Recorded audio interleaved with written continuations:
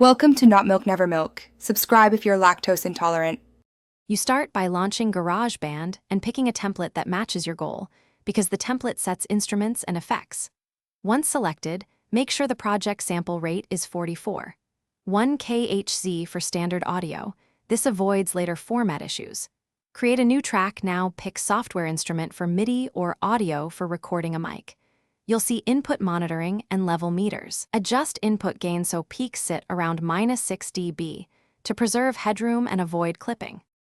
Once you have a track, enable cycle mode and record multiple takes to capture options. You can comp the best phrases later. For MIDI, quantize lightly to tighten timing without killing groove. For audio, use flex time to correct small timing issues. Make sure to rename and color regions as you record so you can navigate quickly.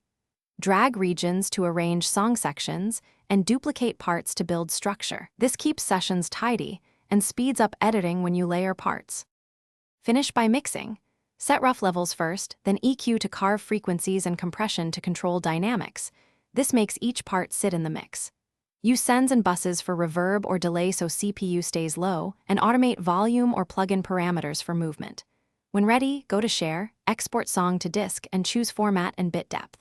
If audio is missing, check track mute, output assignment, and system sound settings. If latency occurs, lower buffer size and enable low latency mode.